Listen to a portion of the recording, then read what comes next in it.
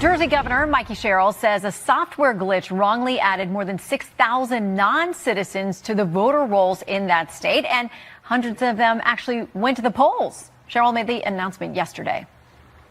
Initial analysis shows that fewer than 400 newly registered individuals voted in an election due to this software error. They were registered as Democrats, Republicans, and the majority unaffiliated, and were scattered across the state. But let me be clear, this entire situation is unacceptable. Eric Shawn is live from our New York City newsroom. Hello, Eric. Hello, Shannon. Well, they should be deported. That's what one public official is saying about the non-citizens who could be here illegally and who voted. He says that they should be publicly identified and prosecuted for voter fraud. The revelation that a computer glitch caused thousands of non-citizens to be registered to vote when they applied for driver's licenses, and almost 400 of them actually cast ballots, well, that sparked a firestorm in the Garden State. Democratic Governor Mikey Sherrill says nearly 6,600 non-citizens were wrongly registered to vote because of a foul-up under a predecessor. There on the right, Democratic Governor Phil Murphy. Her office has launched an investigation. The firm that handles the data, though, blames the state, saying, quote, the voter registration information is transmitted to the New Jersey Department of State, Division of Elections, which is ultimately responsible for verifying eligibility to vote. But Republican Assemblyman Brian Bergen says that the non-citizens who voted should all face charges. Prosecute the full extent of the law. That's voter fraud. I mean, that's ridiculous. And it has a significant effect on our elections, and they should be doing that today. I mean, I don't want to hear about this investigation for a year. That stuff should be going on right now, today. Oh, just last week, the Department of Homeland Security warned that non-citizens were voting in the state, including New Jersey. Secretary of the agency, Mark Wayne Mullen, sent this letter to New Jersey's Secretary of State saying, quote, there may be as many as 35,152 non-citizens registered to vote in New Jersey. Governor Sherrill accuses the Trump administration, though, of playing politics with the issue, saying the issue of non-citizens voting is nearly non-existent. Well, the Department of Justice Civil Rights Division is launching its own investigation of non-citizen voting in New Jersey. But Assemblyman Bergen tells us that, well, the scandal could have been avoided if the practice of automatic voter registration, when you go to the DMV to get your driver's license, well, he says that should be scrapped.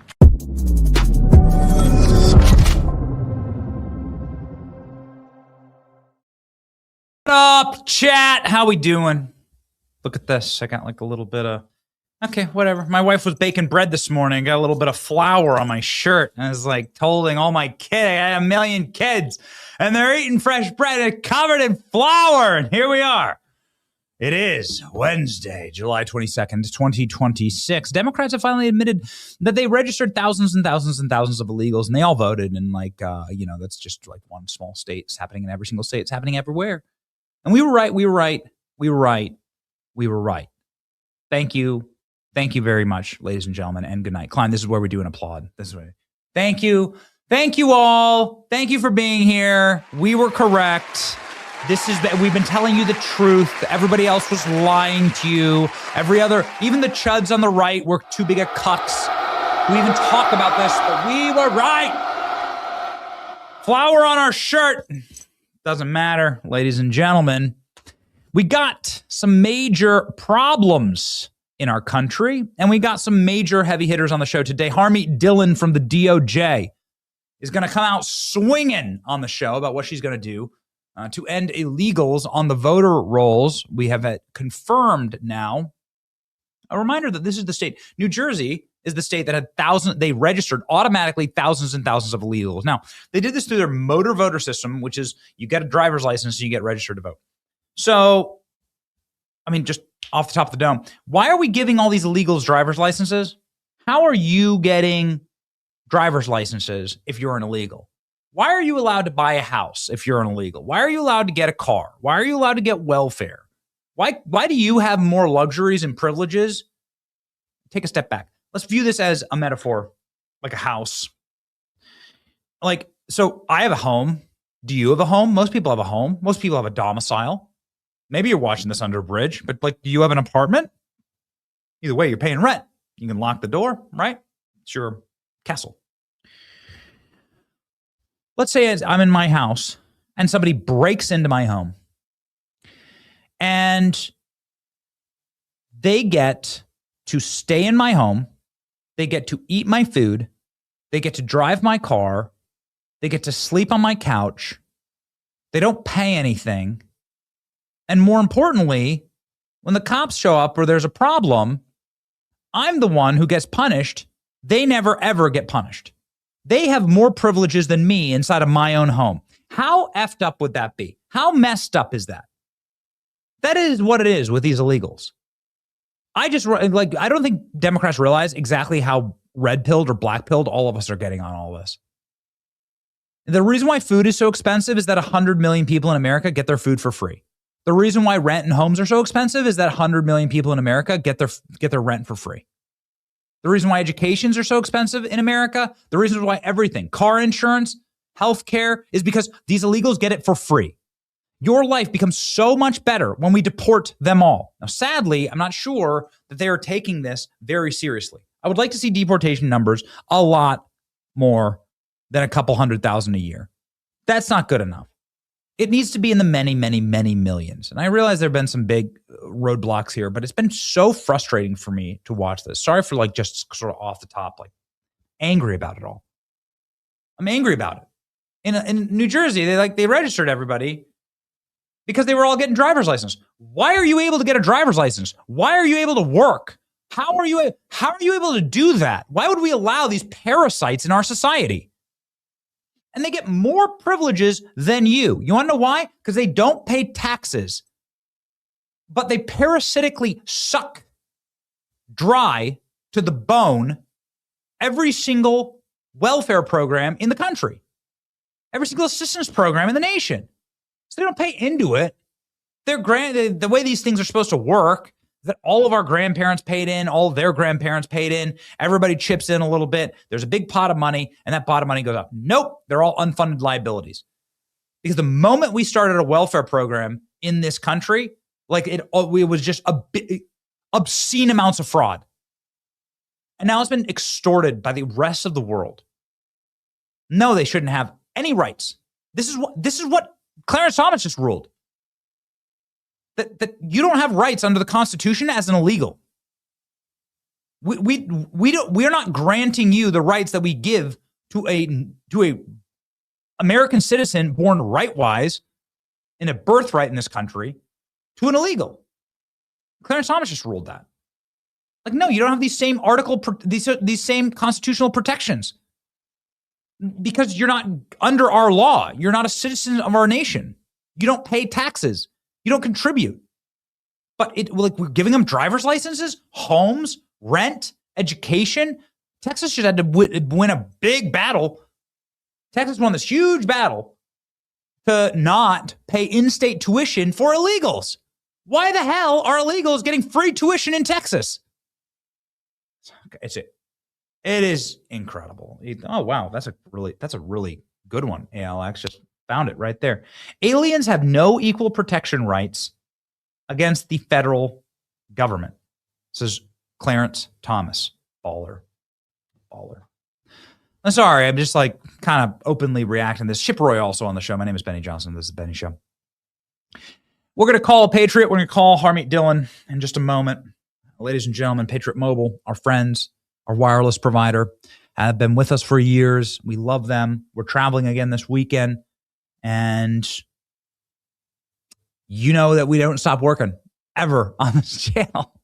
Sometimes when we're in hard-to-reach places, it's Patriot Mobile and their mobile hotspot that keeps us connected. We were in Montana recently in a rather remote location. I was able to rip and make content and put everything locked and loaded up onto our channels based on a Patriot Mobile wireless provider and hotspot. It's awesome, ladies and gentlemen. Go to patriotmobile.com/Benny. Call 972-PATRIOT. Use the promo code Benny for a free month of service. patriotmobile.com/Benny. Call 972-PATRIOT today. Okay, so I want to just, before I get on to the total rant, I want to talk about something that I think is incredibly important that's happening right now. President Trump is on his way to dignified transfer. And that's happening as we speak. I wanted to bring to you the comments of the president and what he has said on his way to this dignified transfer in Dover. It's not too far from D.C. It takes very little time to get there. And Donald Trump's going to be there as the caskets are taken off the plane. I believe the number is now 4 American soldiers that will be taken off the plane in the flag-draped caskets, and Donald Trump will be with their families today in Dover. Donald Trump getting on the brand new Air Force One in order to kick on over. It's like a 30-minute flight. What does Donald Trump say about the dignified transfer and about the solemn duty that he has? All I'm going to say is we love you, we love your child, and that's what they are to them. They're their children. There's no games, no nothing. That's their child.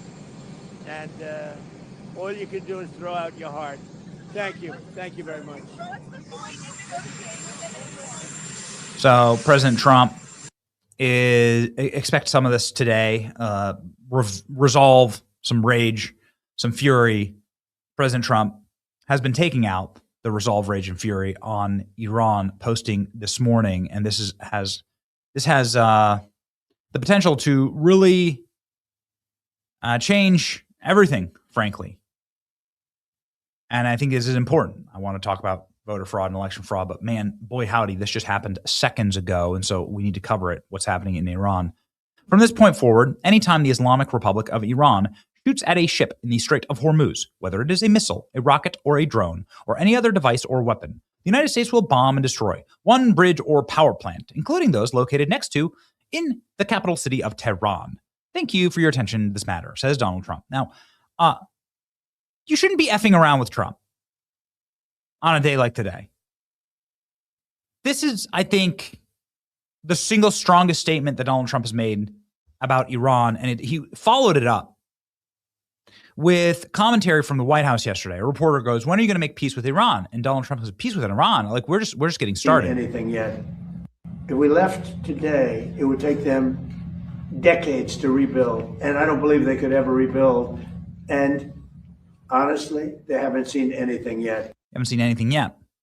And what did Donald Trump send in last night? The B-2 bombers and the B-1 bombers. These are bombers that fly effectively in low orbit. You can't hit them. They can't really be knocked out of the sky. You have to have a space program to do that. Iran doesn't have a space program, let me tell you. And so these bad boys zipped in, about 50 of them, have now headed to Iran. What this means is that you can bomb anywhere in Iran, and you could take, well, the whole country out. That's a huge country.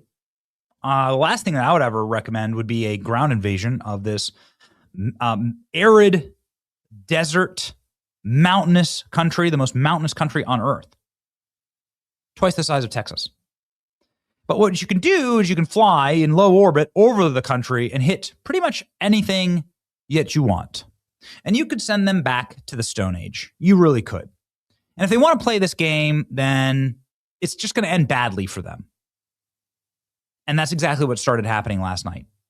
Now, I will tell you, before we get into what Donald Trump did to Iran last night, there's already been like extreme devastation in the nation. This is President Trump's response on a missile factory in Tabriz, Iran. This is the missile factory that created the missiles that bombed our soldiers and airmen and killed 4 of them. This, ladies and gentlemen, is a drone manufacturing facility.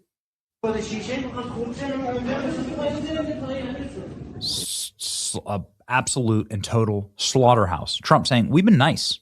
They haven't seen anything yet. We're being nice. I've been restrained about what's going on.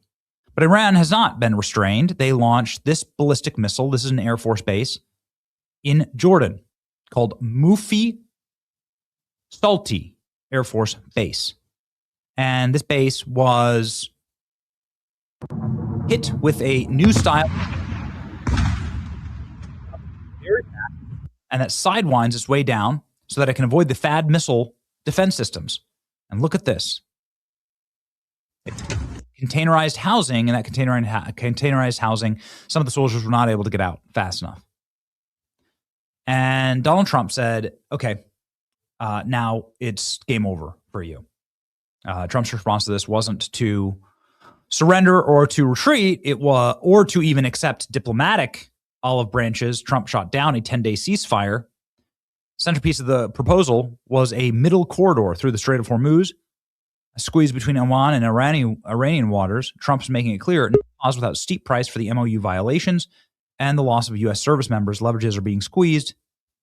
And what happened last night? I mean, Iran has been begging now for de-escalation. They sent an emissary to Pakistan to try and to get peace negotiation started. They were received nicely and peacefully in Pakistan. But that didn't stop CENTCOM from last night sending in these bad boys. And here we go, ladies and gentlemen. This is the devastation of the B-1 bombers over Iran. Bad. Let's just... Whoa. Met the gates of hell last night. The footage out of Iran is totally and completely devastating. The nation has no capacity. They have no air force. They have no capacity to fire munitions and hit missiles or ballistics out of the sky. Everything is just a sitting target. Look at this. Look at the scenes from the roads. And the entire country could be laid to waste. And I don't know why you have to keep firing on ships in the Strait of Hormuz. Like, you understand that is like the pinprick. That's the problem. I don't know why you got to do it. It's completely and totally retarded to me why you would make this choice. Could you just not fire on the ships? That seemed to be like the easiest logical thing. But now look, this is what was struck in Iran last night. All the way into Tehran. And this is what Donald Trump's talking about. Air defenses activated in Tehran last night. There were major bombing. Look at this. So they're shooting. They're totally helpless. They have no more anti-missile or anti-aircraft sophisticated technology. So they're shooting like World War II style anti-aircraft guns to try and hit a B-1 bomber that is in low orbit. No, sorry, it's not going to work. And they're just trying to maintain some order and show people that they're not completely helpless, but they are. And I think this is what President Trump is going to expose. And so it's going to be a tough day. You're going to see a lot from President Trump at the dignified transfer. Trump making a very strong statement here about Iran. Like, this is clearly the issue. Their harassment of ships in the Strait of Hormuz. You either stop it or your nation goes dark. So this, ladies and gentlemen, I think is a very strong move. And sometimes, and I'm not a huge fan of this war, obviously. I want to win the midterms. This war is not particularly popular. I don't like what it's doing to grocery prices or gas prices, commodity prices. That kind of stuff really matters, frankly, to me a lot. And what matters is the keeping of the coalition together more than anything. But that being said, some people, the only language that they understand is war and strength. And that's the majority of the world. Might does make right. It always has and always will. And all wars are won or lost based on logistics. If you can get to the battle and if you can maintain your fighting forces. And if you have no power, you have no water, you have no bridges, you can't maintain your fighting forces. And Donald Trump can get to the battle. America can get to the battle. And things are getting, it seems like we've gotten even more sophisticated in the capacities that we have to strike deep into the heart of Tehran, which happened last night. So maybe this is the way to get a lasting peace. We hope so. Pray for that, please. The elections matter a lot to me and should matter a lot to you. Obviously, we had a shocking revelation yesterday in New Jersey, where New Jersey announced that they accidentally registered, they say thousands, 6,000 illegals in New Jersey were mistakenly added to the state's voter rolls. The Department of Motor Vehicles software glitch. But the people who run that software are calling BS on that. The software company is saying that's a total lie. The software vendor who allegedly glitch-enabled 6,000 citizens to register to vote, and hundreds of them voted, by the way, in New Jersey, is out with a CYA statement blaming the state, saying that no, the state is purposefully registering illegals. Voter registration information is transmitted to the New Jersey Department of State, Division of Elections, which is ultimately responsible for verifying eligibility to vote. Information submitted here must be validated and adjudicated. So, well, what is this? This is just like the first and probably in a long series of smoking gun proof that there is a systematic machine that is designed to register as many illegals as possible in Democrat states and maybe even in Republican states to vote and to rig elections. And by the way, when you have a single illegal voter, a single illegal vote is too much. It is amazing to me, and we're going to bring on Harmeet Dillon here. It is amazing to me how it went from there is no voter fraud, the most safe and secure election in American history, 2020, Chris Krebs, to, well, there's no mass proof of voter fraud. And these are like the headline from NBC News this morning. They still haven't showed mass proof of voter fraud. Remarkable. I mean, remarkable. Sincerely. Yeah, JD Vance saying the exact same thing. Just pop this one up and then let's hop on over to Harmeet with a ton of news. JD Vance, a single ballot cast illegally in an American election is theft of a ballot from another American citizen. It is something that is intolerable to our system, and there's one person in our system and at our DOJ who's done more to burn down the regimes of voter fraud in our country than anyone else. Her name's Harmeet Dillon. She's in charge of the Civil Rights Division. This is a civil rights issue, obviously, when your vote gets stolen. Harmeet joins us live right now.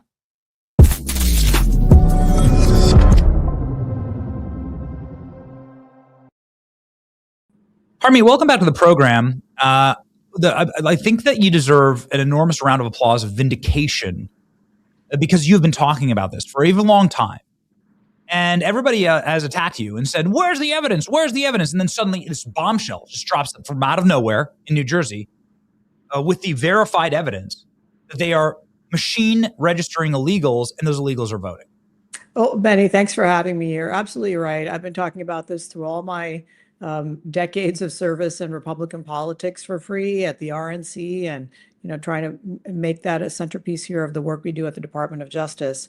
And we are vindicated. I already knew this was happening. Now the governor of New Jersey has been forced to admit it, but they moved the goalposts even further from there is no fraud to there isn't much fraud to, well, the fraud didn't matter. It didn't sway the outcome of any elections. How do you know that, Governor Sherrill? There were several municipal elections in New Jersey that were decided by a handful of votes. Elections are decided by one vote sometimes in this country, and to brush that off is ridiculous. So we have opened up our own investigation here at the Department of Justice yesterday within hours of reading about this and have demanded the identities of the individuals who were put on the rolls wrongfully to ensure that they've been removed, but also 400 plus of these individuals self-identified as non-citizens, and then they went ahead and voted. And this is after the left says, oh, this SAVE Act isn't necessary because it's already illegal to vote. Yeah, and it's also happening on a massive scale. And, I suspect it's much bigger than what was disclosed yesterday in New Jersey and in many other jurisdictions, because if it weren't, the 30 states or so that are fighting me on getting the voter roll so we can help avoid this type of situation wouldn't be fighting it. They'd be handing them over. We'd all be cooperating. Kumbaya. We'd be getting together and getting this done for the American people so that everyone has confidence. But instead, they're fighting. This includes some Republican states. I don't even understand that. And this should be a big wake-up call to all election officials. And I sent a letter less than 2 weeks ago to all of these election officials warning them that if they knowingly allowed non-citizens to stay on the voter rolls and vote, we would come after them at the Department of Justice. I was mocked. I got nasty letters back from secretaries of state. And in fact, we see that it was very necessary and even more needs to be done.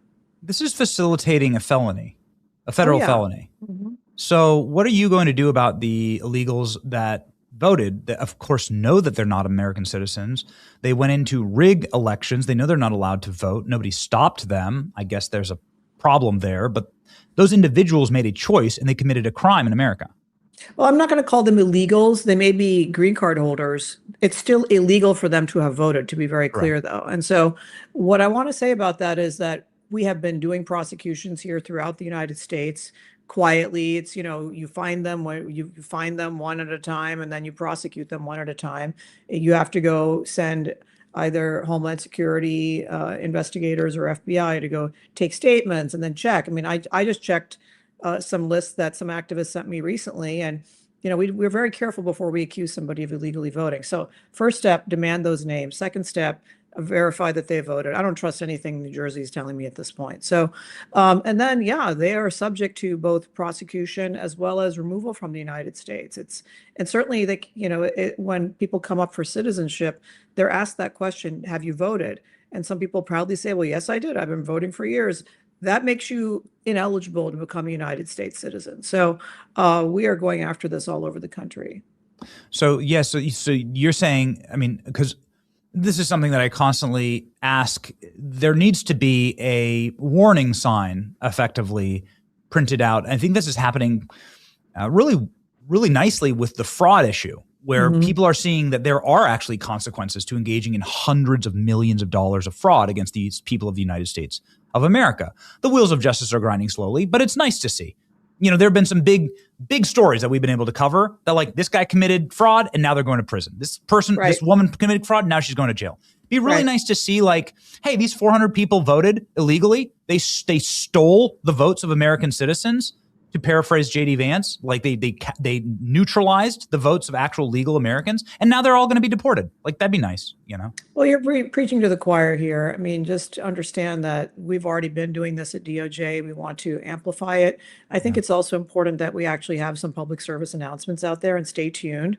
You should be seeing those coming as well. Like I said, I was mocked for warning public officials that they needed to stop this, and in fact, it's very necessary. And so we are drawing attention to this issue, and everyone watching this should tell their neighbors who are maybe here legally but not American citizens the consequences of voting when you're not allowed to in a federal election can mean removal to your home country and worse. It's a crime, and people need to just stop cold in their tracks and not enable it. And shame on New Jersey for its sloppy and incompetent handling of this issue, or worse. I want to put up something that you just posted on X minutes ago. I'm getting a lot of love for this.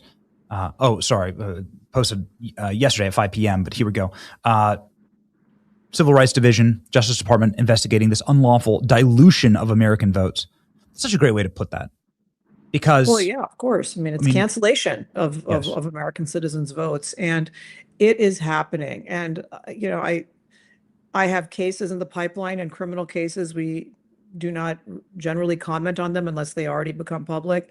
But I'm working with several United States attorneys, and every single incident that I find, I don't think one incident is like penny ante. We are prosecuting every single incident we can find. So I call up one of the U.S. attorneys and I say, here's the evidence. Let's get this together and let's get a guilty plea or a conviction in this matter, and let's go. So we're taking this very seriously. And I remember I lived in New York back in the day when Rudy Giuliani became the mayor, and he started prosecuting turnstile jumping and other what was called sort of petty crimes.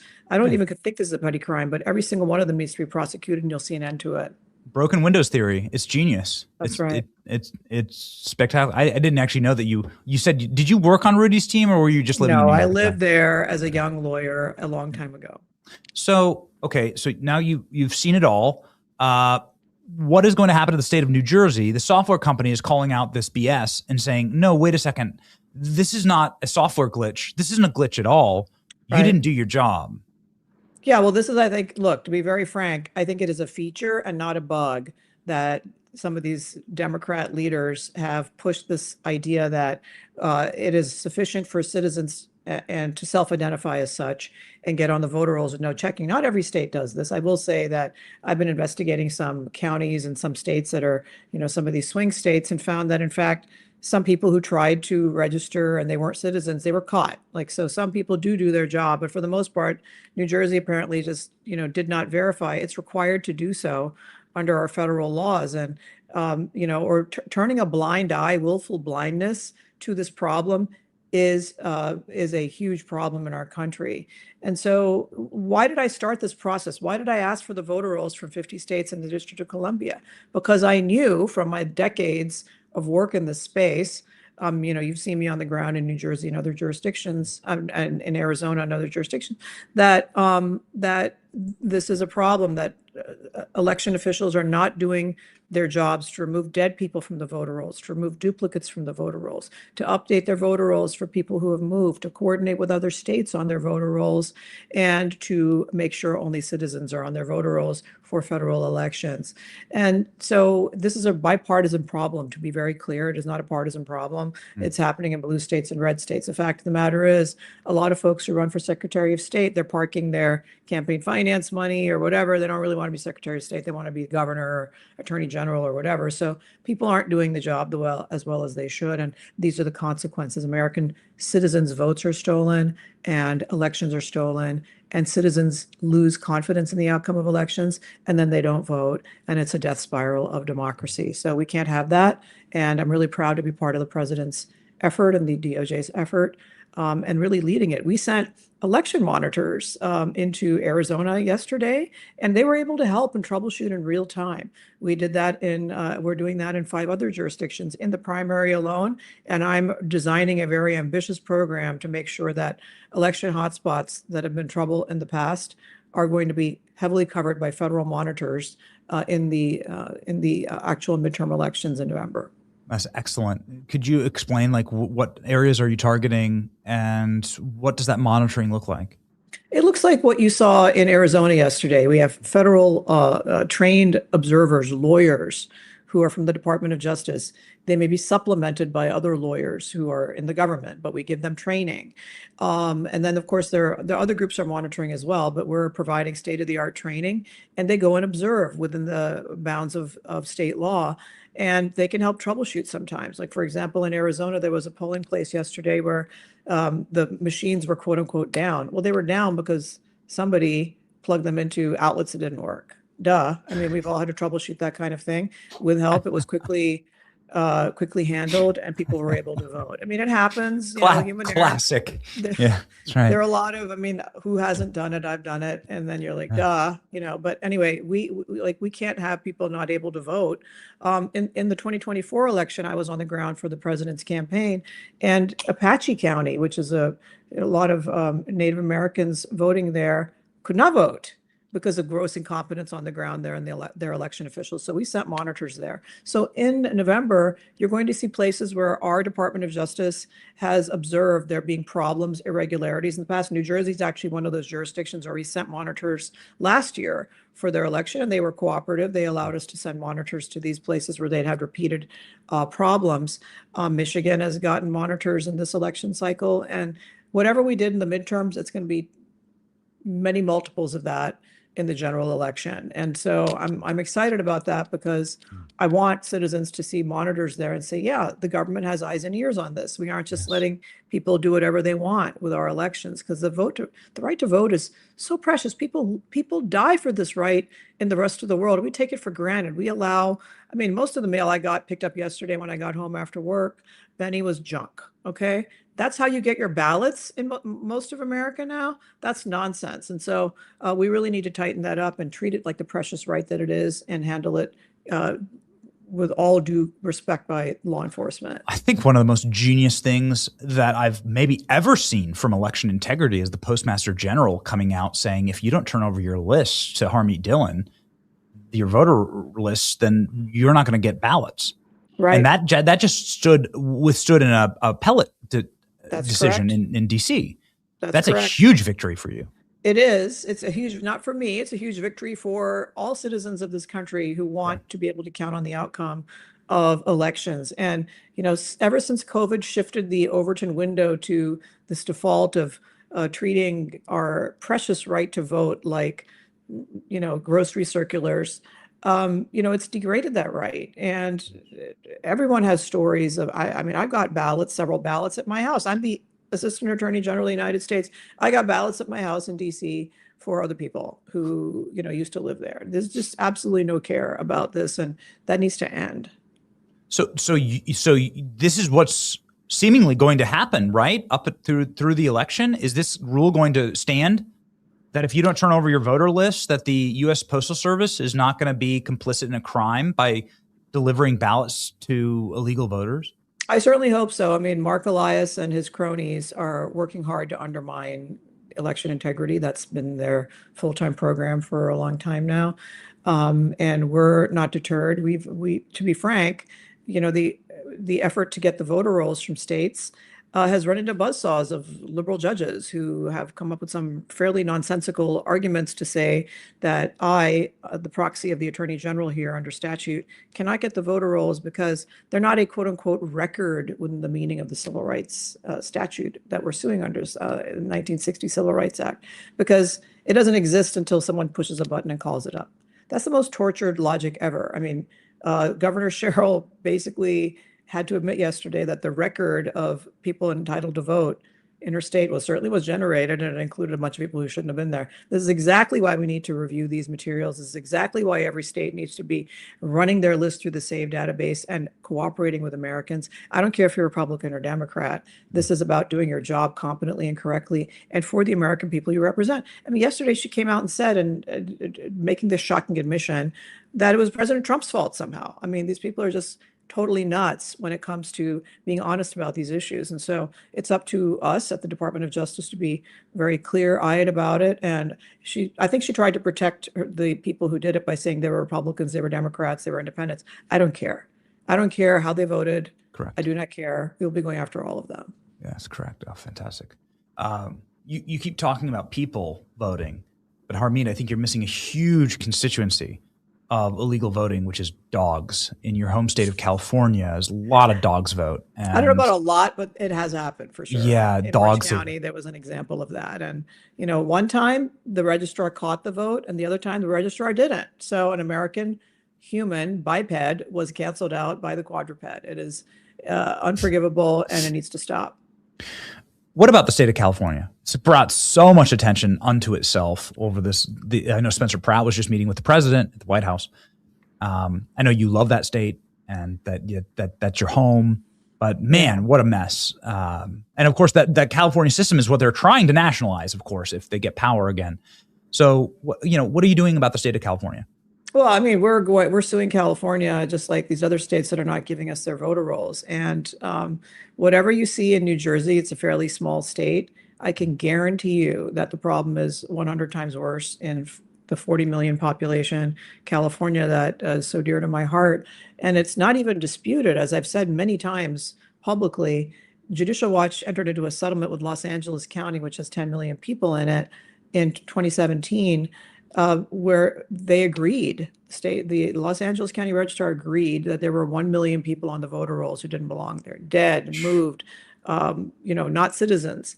And then it took years to clean it up. I remember during my confirmation hearing with the Senate, Senator Padilla tried to gaslight me about that. And I brought some facts out and he, immediately withdrew the question. It's a fact and they all know it. And he was the Secretary of State. And so, they point fingers immediately on vendors and computer systems to deflect from their irresponsible conduct. And to be clear, she wasn't, Governor Sherrill wasn't the governor when it happened, but it totally could have happened under her watch because these are the policies of the left. Don't check ID. Don't even allow people to present ID. Let them self-identify and then sue them if a state like Arizona tries to require voter ID. So with California, how bad is it? The president gave this primetime address last week. He released documents from DHS that said there are 200,000 illegals registered to vote in California, if I'm remembering the chart correctly. And that's probably the tip of the iceberg. Like, how bad is it in California and how does it get cleaned up? Well, I don't think we know how bad it is in California. I want to be very clear about that. Why? Because they hide the ball. They lie and they obfuscate. And so how we get it, I mean, ultimately, I'm going to go all the way to the Supreme Court on this issue of trying to get the voter rolls, which I'm entitled to do in our interpretation of federal law. And if I don't get them, because the Ninth Circuit, this is already California and Oregon already ruled against me in district court level, and the Ninth Circuit is sitting on an opinion. We've already seen, I went and saw the oral argument in Pasadena. We're waiting for the result of that. I think I know what it's going to be. And, ultimately, I think this issue will be decided by the Supreme Court. But ultimately, it's really up to Congress. I can only do my best up through the courts. But ultimately, if the courts decide that nobody has the authority to look at the voter rolls, well, Congress needs to fix that pronto and fix these loopholes that exist. Like, Save America Act is a great example. I think people should be allowed to vote by mail if, they meet certain criteria, but the wholesale mailing of ballots combined with the very loose, as we've just seen yesterday, voter rolls is a disaster and needs to be corrected by our lawmakers. Yeah. Final question here. What would this, how helpful would the SAVE Act be in your mission to clean up the voter fraud in our nation? I mean, it would be critical. For one thing, we would be addressing, if the whole SAVE Act gets passed, the mail ballot issue, but, requiring states to use the SAVE database and cleaning up their voter rolls regularly would be absolutely critical. Requiring voter ID is just common sense. The number of times I walk around DC, I have to go to the White House, I have to go into meetings, I check into a hotel, I go on a flight. I have to show my ID so many times during the week, as every American does, and it's no big deal. And states that have required voter ID give them for free if you don't have one otherwise. And so that common sense measure would immediately crack down on, I think, the vast majority of voter fraud in our country, because it'll become so onerous to cheat that people would have to go find some, other project to corrupt. It would not be the voting. I know this is a personal question, and I'm not supposed to ask, but have you tried knitting them sweaters, right? Or little hats? Like, your knitting game is unbelievable.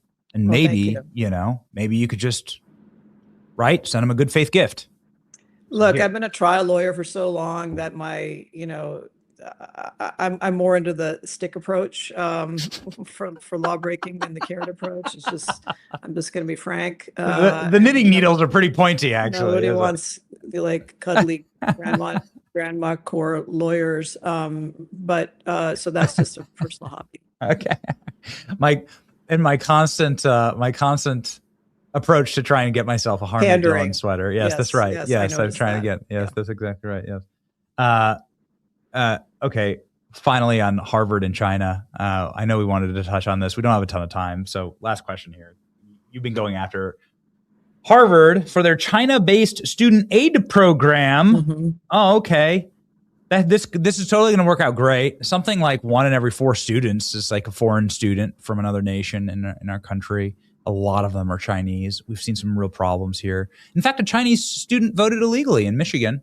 You guys caught that and confirmed that. And that vote counted, of course. Ka-ching, right? And then he fled off back to China. Cool. Right. Really great system. What are you doing here with Harvard? Well, so look, without demagoguing any particular person, what I want to say is that I think it is very concerning that United States enemies are sending massive amounts of money and students and professors to staff labs that are paid for by Chinese money in our American top institutions. And that is paired with, a culture of intellectual property theft. And it's just a fact. These are facts. I'm not, I think going to sugarcoat it. And so I learned last week from data that the State Department released that China has disclosed $630 million. Harvard has disclosed $630 million or so of money from China alone, and several billion from other foreign parties. But I'm focusing on America's enemies, frankly. And then you then look at the gifts, and I've got spreadsheets. And many of the gifts are restricted, and the restrictions include this money is for Chinese origin students to pay for their, whatever education, tuition, labs, whatever fellowships. That's illegal. You cannot condition admission or benefits in an American institution of higher learning that accepts American money, which Harvard gets billions annually, or employment. That's also a problem.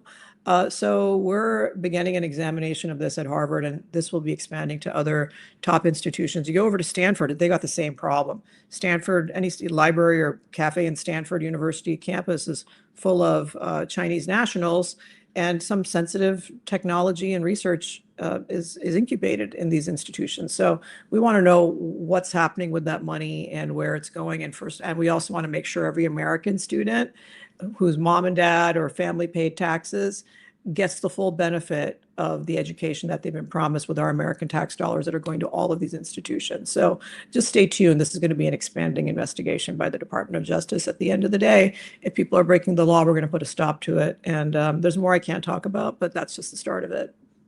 We love to see it. When you can talk about it, come back. Thank you very much, Harmeet. Everybody follow Harmeet here on her official X account. This is you've done great for having an official account. It's 270,000 subscribers here at the official AG Harmeet Dillon. And she's just keeps dropping receipts, keeps actually like doing the work. And thank you. And the knitting is on my personal account. So there's that one too. So. One of these days, I'm going to get a baby onesie. One of these days, I'm shameless about it, Harmeet. I'm shameless about it. It'd be nice for the it'd be nice for the office museum one day. Oh, there we go. Okay, that looks like a nice. Is that a sweater or a scarf? That's a sweater I'm knitting for myself. It's a short sleeve cashmere sweater that I was knitting last night. My goodness, that looks great. Those are pointy needles. Okay, watch out when you're around Harmeet. Godspeed, Harmeet. Thank you. Thank you.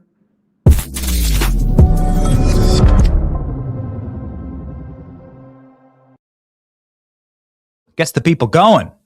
You got to get the people going. Look at this. Look at this with my little Hawaiian mug. It's like I got little palm leaves here. Doesn't need to be Hawaiian. I'm in Florida. There's plenty of palm leaves. There's palm trees everywhere. I'm in Florida. Florida mug. It's filled with Blackout Coffee, which is a Florida coffee company, which is awesome. It keeps us powered throughout the day, throughout the show. It is delicious. It is probably my fourth or fifth cup. So hopefully nobody has to call like a emergency crew to calm my heart down. No. We power that energy directly into what we do every single day, which is to fight the communists, and we need to have the energy to do that.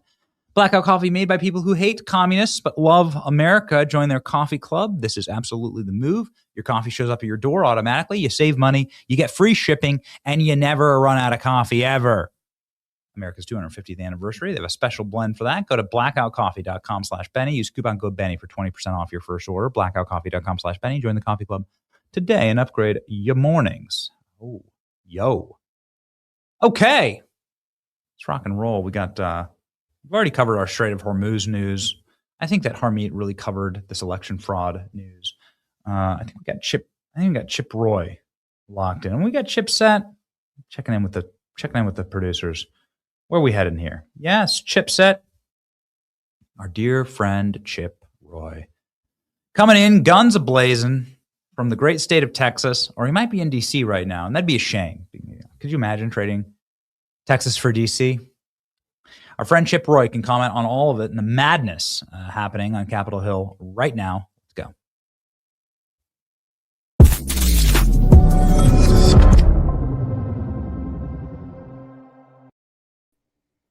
What's the good word, Chip? How you doing, man? I'm in Washington, D.C. You got it right, Sucks. or I'm getting it wrong, hover you want to view it. But this is where I am. I'm so glad that I don't have to travel to D.C. that much. Unfortunately, it keeps dragging me back. But, man, I like life outside of D.C. I lived there for 15 years. That city sucks your soul away. Amen. And so I will be happy to finish strong this Congress and then return to Texas, where I'll be staying in the fight. We'll be talking about that a little bit more in a few months. Okay.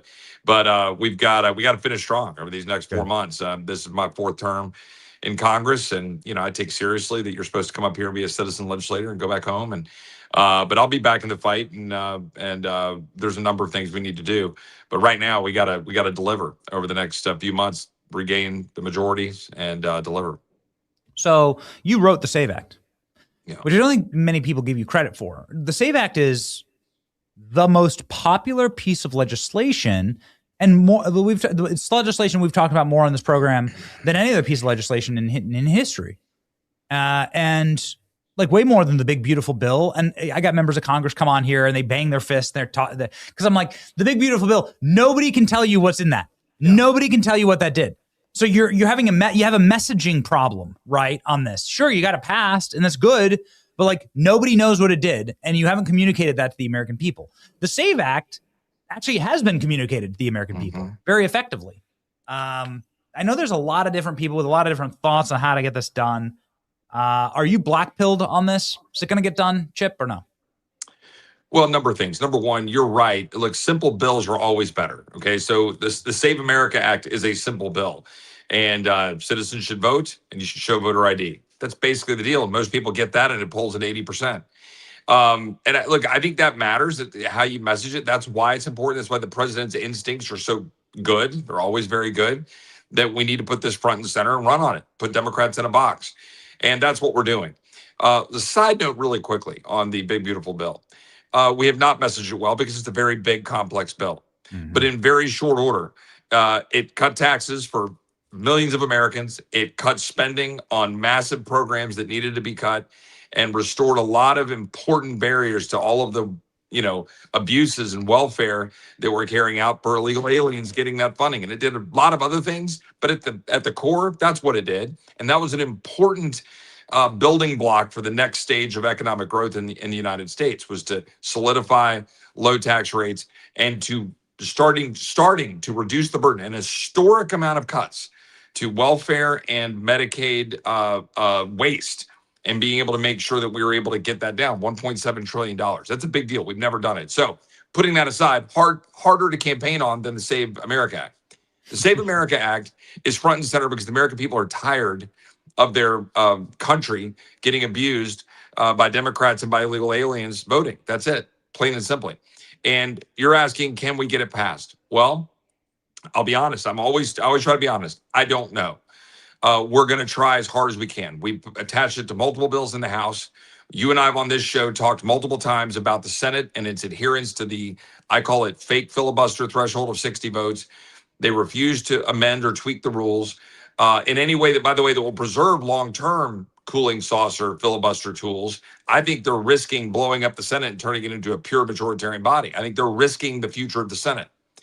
But we're going to pass a budget this week, I think. I mean, look, the votes are tight. I think that will at least set the stage for the next step. Ultimately, this is going to boil down to, will the Senate do the right thing and attach full save? And Benny, I want to be very clear, and I've delivered this message to the White House, to the Senate, and to my House colleagues. It needs to be the full save, not a watered down version. And when I say full save, I mean the House passed version that has the requirements that only American citizens vote, and checks the voter rolls, cleans the voter rolls, make sure you're a citizen, and voter ID, and that it's mandated on the states. Do whatever we need to do to get that done, and then we'll be winning. If we get a watered down version that is like, well, we'll give you some money, California, if you will adhere to these rules, that ain't going to work, because that's not going to get the job done. That's not going to fix the glitch with New York and California, Illinois and Virginia and all these places. So if they do their job in the Senate, which I know it's going to be a close call, then we'll be cooking with peanut oil, as they say in the South. Can you respond to Lisa Murkowski with her mewling, bitching op-ed in the Washington Post? I'd never trust like a Republican, by the way, that like writes for the Washington Post. Like, by the way, it's like the first big like giant red warning sign. But she wrote something that's like, I'm not going to vote for the SAVE Act. I refuse, because like Eskimos can't vote, or it's like hard for Eskimos to vote because their fingers are colder. Like, did you read that op-ed? Can you break down her arguments against? She says, I'll stop being glib. She says that it creates unnecessary burdens on people to vote, effectively, is her argument. What's your counter to that? That it's just false. I mean, first of all, our privilege as Americans, right? Our right to vote, of course, but our privilege as Americans is to be able to take part in this Republican form of government. And we have the right to vote without it being, fettered in any way, right? They cannot put any barriers up, no purposeful barriers. That does not absolve you of the responsibility to do the things you should do as a citizen to protect this republic, right? And so we've had all these jokes on social media about the Olive Garden or whatever, all these different things that people use as examples, sporting events, all these things that you got to show ID for. And I don't usually tweet those things out. They're humorous, and I know why people do. But because for me, I'd say, look, this is a very serious thing. I don't want to ever do anything to interfere with someone's right to vote. But the bare minimum being able to say, I'm going to go and do my part, right, and get my documentation and say, I'm going to be registered to vote. We're not asking for much here. And we have multiple layers to give you the ability to figure that out. If you don't have a passport or real ID that's a single document solution, then you can go with any form of photo ID, with any form of a printed, by the way, under Supreme Court precedent, under every state laws, you can get that for like $1 or free, right? A single document that's your birth certificate or equivalent. You take that and your ID and you can register to vote. And by the way, you don't have to do any of that until you have a change in life circumstance. So if you're currently sitting in your house and you're currently registered, you're going to be able to vote. For better or worse, by the way. Like, we could have been tougher and said, well, by a date certain, we're going to make you do it. But we just said, look, we'll let this, unfold over a matter of years as people have life events. They get married, they move, they whatever. And you can go, present that information. So if you're an Eskimo, if you're any other person that's got some more difficult setting, you can still do all of that. You can still go through that registration process, but only when you have a change of circumstances. And then ultimately, if all of that fails, we allow a process for you to just simply sign an affidavit saying, I am Chip Roy and I am a citizen of the United States. I am the same person. And you can go through and do that. And then you can still register to vote and be able to vote. We put in all of the safeguards possible. And by the way, if Senator Murkowski has a problem, then present a solution, right? What is your solution for an exception for some person unable to get to the registrar, right? Whatever. Or, hey, they vote by mail and they're going to do whatever by some sort of absentee ballot situation. All right, what's your solution? Because we're talking about a tiny fraction of the population who has every ability to do it and will be able to vote. I don't believe there's an issue at all. If you do, present a solution. Don't just shrug it off, because that's not a solution. It's amazing how she posts this. By the way, scroll down here, Klein. Look at how she's getting ratioed on this. The ratio is obscene. I've never seen anything like it. I've never seen any this side of Kamala Harris, I think, or like Ilhan Omar locked all of her comments so she can't get ratioed. She was getting ratioed really hard. 2,000 reposts, 25,000 comments. Right. They're not even just people sound. And you got Pressler there, who's rightly, I see him right there, saying any person without documentation would be able to sign an attestation. Exactly. And by the way, we added that after the first version of SAVE, which I don't believe was necessary. I think our initial structure was good, but we added that. You take feedback in the legislative process. You go, all right, we'll make it where, but again, it's under penalty of perjury. So we added that, but you're going to perjure yourself. You're going to lie, if you're going to say it's something that's not true. But of course you can. And look, by the way, Scott's exactly right. Why don't you suggest an amendment which would allow remote Alaskans to attach a copy of their proof of citizenship photo ID? Again, I don't know that that's necessary. But if she's got an issue with that, great. Bring forward your issue and offer a solution that would tweak the bill. That's, by the way, how the legislative process is supposed to work. We're supposed to put legislation on the floor and then debate it, amend it, improve it, and send it. But these guys won't do it. I think the bill's good as it is, to be very clear. I think it's good as it is. We've gone through these motions. But if she offered a tweak, I doubt anybody would say, oh, no, we can't have that. Bro, the white knighting here is so cringe. It's so peak. Look at what she writes up at the top. She writes, I support voter ID, and I believe that only U.S. citizens should vote. Like, as though we're supposed to applaud for her for that. As though we're like, she's acting like a Democrat. I mean, these are the kind of words that are written by Democrats. Like, this is the kind of stuff. This is exactly what Cory Booker sounds like. This is exactly what Chuck Schumer sounds like. It's like the first. Benny, we have a glossary. Those of us who've been around the Hill for a while, we have a glossary that we keep. And one day I'll share it with you. I think it's public in some ways, where we keep all the phrases people use or the structures they use to not lead, right? Whenever I hear somebody here going, don't let the perfect be the enemy of the good, I know they're about to compromise and sell out, right? Yeah. When you have somebody say, I take a backseat to no one, but in terms of my fidelity to the Constitution or my desire for voter ID, you know they're about to totally ignore all of that and tell you that they don't support voter ID or that you literally know that's what's coming next. Right. So there's all this is what she's doing right here. I support voter ID. Trust me. I love America and I believe only U.S. citizens, but I'm not going to do anything to make sure it happens because, and then, by the way, that's the Senate in a nutshell right now. Not the whole Senate, but those particular individuals in the Senate. Every single day you become more vindicated. Every single news cycle becomes more torturous for those of us watching, cheering for the SAVE Act. Yesterday, a brand new bombshell, and we were hit over the head. We were demonetized. We were taken off social media for talking about stolen elections after 2020. So was everyone, right?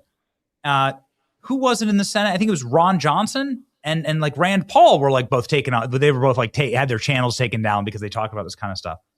Anyway, the point is that like we were all vindicated. You were vindicated. You in writing of this bill were vindicated when New Jersey just out of nowhere is like, yeah, we've registered tens of thousands of illegals. Yeah, they've all voted, but like we don't think they changed the election results. Is that where we are, Chip? Like that. This is where we are. This is where the goalpost has been moved. Like the goalpost isn't even on the football field anymore. It's in a different stadium in a different county. You know, we were on a different issue. We were voting on the HR2 bill that we shoved through the Judiciary Committee yesterday to sort of codify President Trump's border policy, stuff we've done before. We can talk about that separately. My point is, I listened to Democrats who they literally are separated from reality, right? They cannot acknowledge, although a few of them started to, by the way, acknowledge how bad things were under Biden and the consequences of open borders.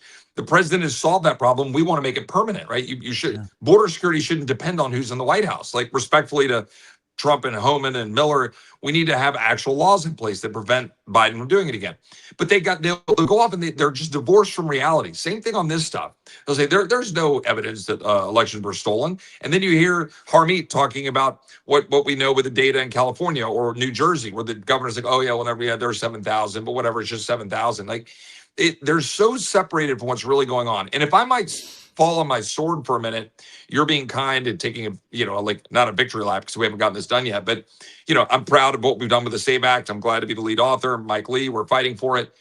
But remember that they can't even look at me, who I take some arrows because I was one of those Republicans that said we didn't have a different slate of electors on January 6th back in 2021. To vote for a different slate of electors. So I voted for the electors. So most of the audience right now is going to throw a shoe at the TV saying, you're an idiot. You shouldn't have done that. We can agree to disagree, right? My good friend Ted Cruz did one thing. Mike Lee was with me. That was our read of the Constitution. The reason I bring this up is not to like fall on my sword again. It's because Democrats can't even look at someone like me who was trying to look through every step along the way. I believed there was fraud. I believe that we would get the evidence of fraud and that we could get one state to change the electors. That was my goal between November and January that year. We didn't, right? We didn't get a different slate of electors by D-Day. So I voted for the electors. So they were like, oh, you're a hero. You voted for the electors. I don't want to be a hero to these freaking crazies. But what I want to do is try to follow the Constitution. Now I come along and say, guys, there's fraud and we need to stop it. So let's just simply do something about it. So Save America Act was a product of many things we did over the years to try to combat it. And they look at it and they go, you're crazy. This is unnecessary. You want to keep people away from the polls. You're the devil. They're so divorced from reality they can't even look at it and go, hey, you know what? You're right. We can at least agree that only citizens should vote. Let's fix that. We disagree on asylum or this or that and the other. There's no ground upon which we can stand alongside them right now on anything sane. I'm being honest about this.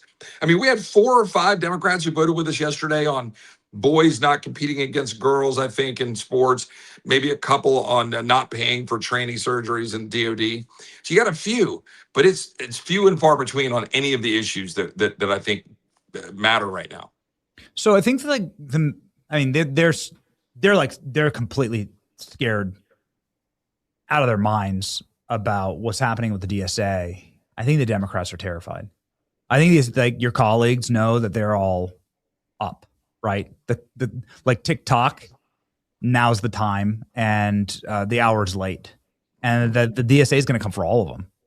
Like, if they can get people in Iowa, if the DSA can like primary people in the heartland, then they'll come. There's no district they can't reach into and like get them. Like, are Democrats terrified in the halls of Congress? Like, I know you have plenty of colleagues that like you got to be cordial with. Are they worried about this? I mean, look, I think they're looking at it and they're saying, I think they are concerned. I mean, and I think you're kind of, what's funny is when I say old guard Democrats, there aren't that many old guard Democrats left, but even the sort of new guard Democrats are looking at this going, yeah, this stuff is not going to sell nationally. And this is a problem. Look, but I don't want to sugarcoat too much, though. The vast differences we have even with mainline Democrats.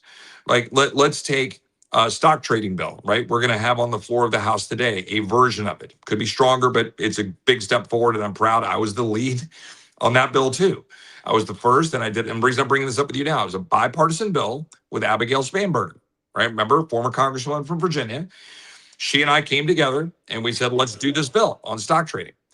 And we did that, and now 6 years later, we're finally getting a vote. I'll come back to that more in a minute if you want. But I'm bringing it up because fine, you'd think, all right, well, there's someone you can work with. And look, I get along with Abigail. I'm not trying to trash her. But as governor of Virginia, she has been insane.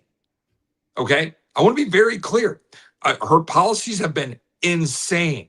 Allowing what's been happening in Fairfax with respect to the illegal aliens, doing what she's doing to try to push, they were trying to do the crazy maps that they were doing in the redistricting, which were, I've never seen anything like it, with 5 districts with fingers up into crazy socialist Arlington and Alexandria, trying to disenfranchise Southwest Virginia voters.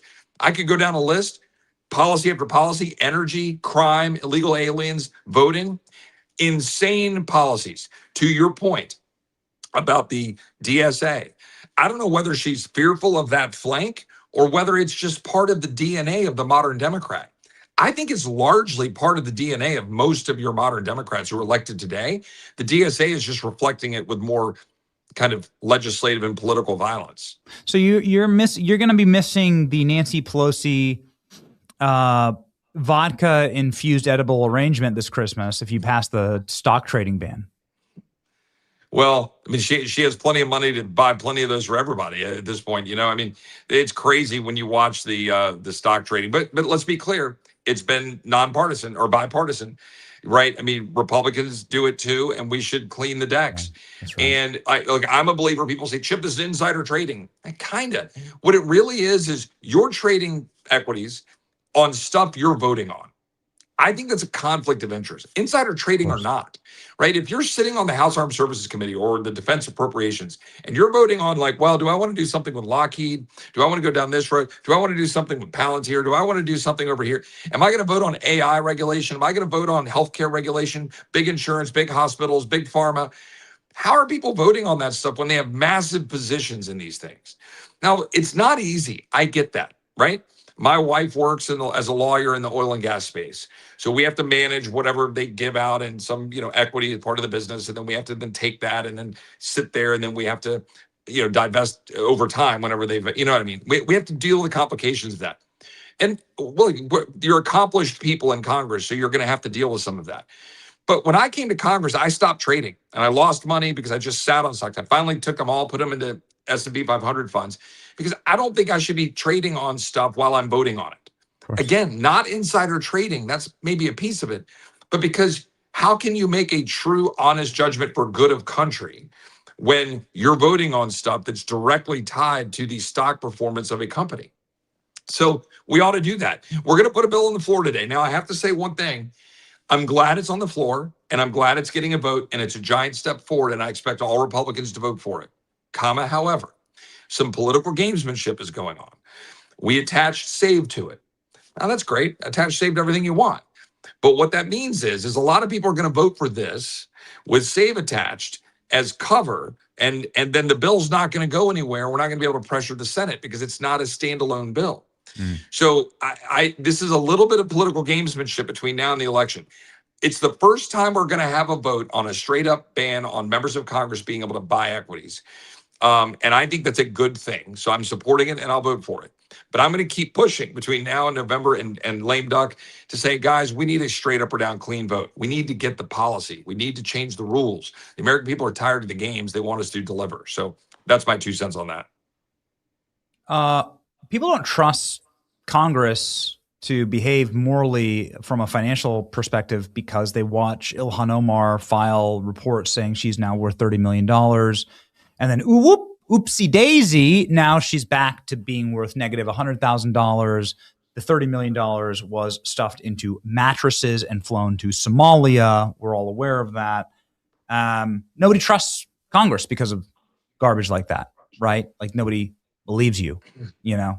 And it's like such open, it's meant to be almost a humiliation ritual, I think, maybe to all of us, that she can get away with that. Is she going to get away with that? You know, I don't know. And I'm actually due for, I hate commenting on things I'm not fully up to date on. I'm due for an update from ethics and where those guys are on that stuff. I think we ought to have votes on these things. It's very clear that they were playing games, more than playing games. And this is, you're right. I mean, at the end of the day, we're getting this vote on the floor of the House is a very big step forward. You know, we haven't had a change on this since 2012. That's when we passed the Stock Act, which created a lot of the transparency, which is now open to people's eyes to, oh, now I can see some of this stuff. So now that's led to, again, Abigail and I introducing the bill in 2020. Now we get to vote this week. I hope we will make changes and go further, and I hope there'll be consequences. You know, we've got to look. The reason Abigail and I named that bill "Restore Trust in Congress" was because just that we're trying to get people to actually believe in Congress again. But we got to do stuff to make them believe it. And that's both personal, having consequences for Ilhan Omar, or, you know, putting in a ban on stock trading to get there. But it's also doing our job, balance the budget, stop spending money we don't have, deliver on border security, deliver on the things we said we would do. A lot of my colleagues were mad, and I'm bouncing around a little bit for a reason.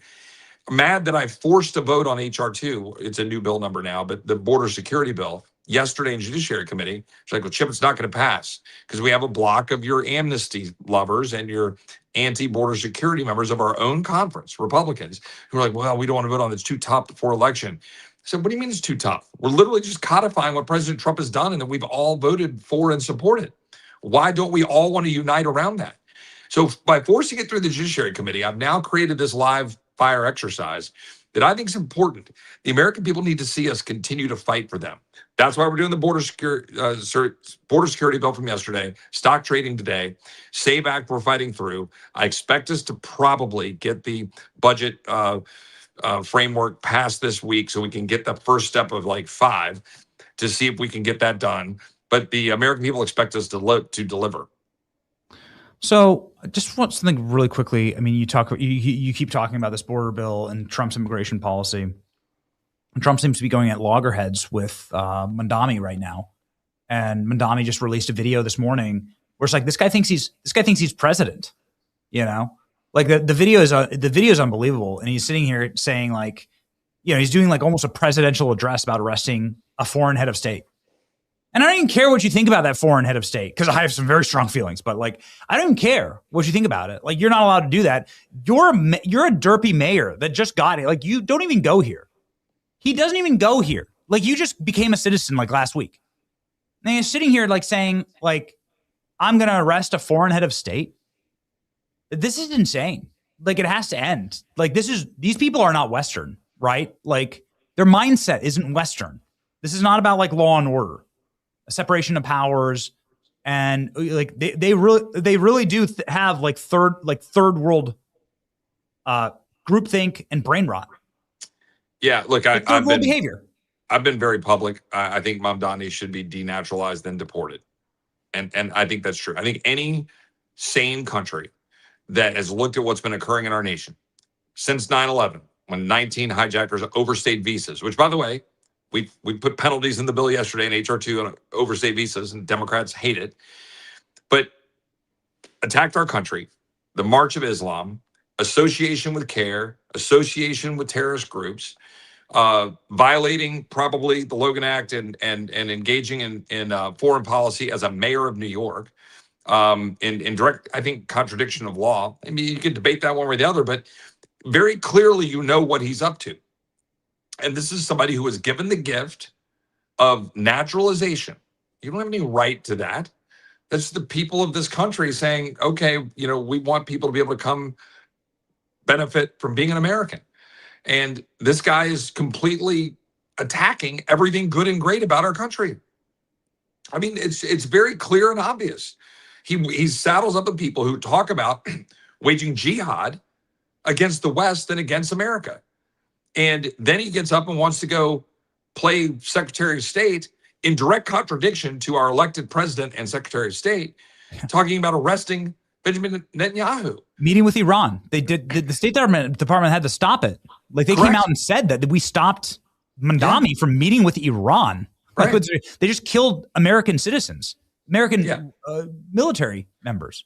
Yeah, I mean, sadly, and God rest their souls and thank those great patriots. And you know, but we just beat around the bush on this stuff. Like, look, they want to destroy our way of life.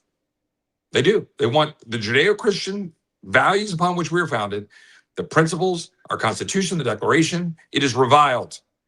And they will use the Constitution, they will use the First Amendment to kill us with it. And we either acknowledge that there's a war being waged against our way of life, or we will lose the war that is being waged against our way of life. And that's what I believe in. And again, a sane country wouldn't have imported 5 million people from majority Muslim countries since 9/11.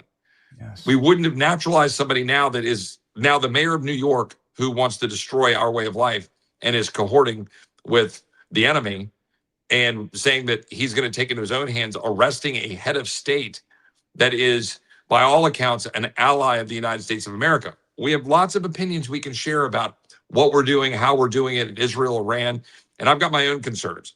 For example, as we vote for this budget resolution, and we're voting to fund the Defense Department, the War Department, to the tune of $83 billion between defense and intel.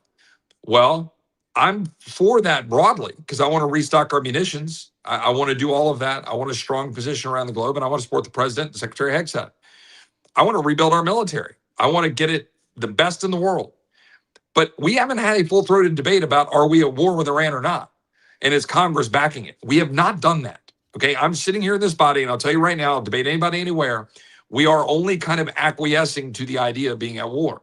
If we're at war with Iran, let's own it, and let's do what we need to do to have a goal, a mission, carry out the mission, win it, do what you need to do it, and then be done. But I don't want to see Americans dying with something we're not all committed to as Americans. And let's commit to it, let's do it, let's unite and go do whatever we're going to do, or let's not. So there's going to be a lot of debates coming up on the reconciliation bill because we're funding that stuff.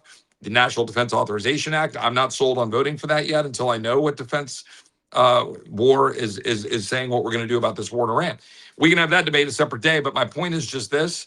Mamdani, he represents everything that is abhorrent about our broken immigration system, our weakness on the march of Islam in our country, and putting people in power that we're not willing to call out and even denaturalize and deport if they're carrying forward things that are against our country, undermining the Constitution and the rule of law.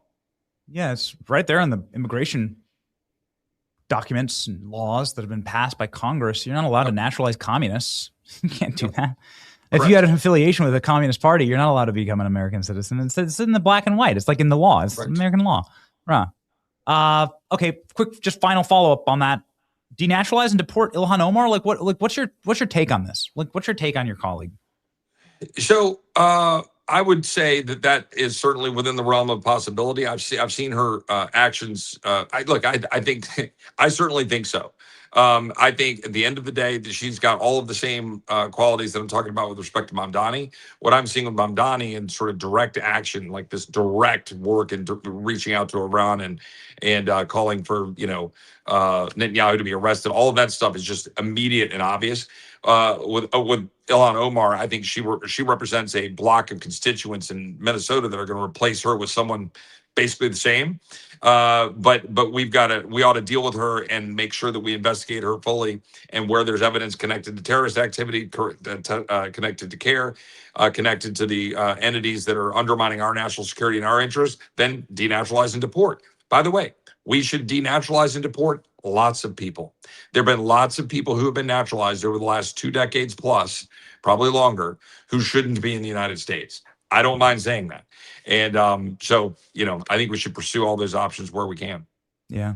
It's a great way to inspire good behavior, quite frankly. Start seeing mass deportations. We can pray for that, maybe in my lifetime. Thank you, Chip. It was a fun conversation. Kind of wanted to just dive in deep on some of the stuff, and I appreciate it. I always appreciate you. Everybody should follow Chip Roy. I really hope that you get into the legislation writing business. I really hope you get into the advocacy for stuff like that. You're just very, very good at it. Man, I don't know what you're going to do next, but it'll be good, and we'll be working together going forward. And I appreciate it. And I got four more months here to keep fighting, and then we'll have some fun. But best part is I'll be in Austin, Texas, with my son, my daughter, and my wife starting next January. But we'll be fighting from there. Great. Whatever you do, don't start a podcast. Okay. Thank you. Thank you, Chip. Thank you very much, Chip. I appreciate it. Godspeed, man. God bless, Benny.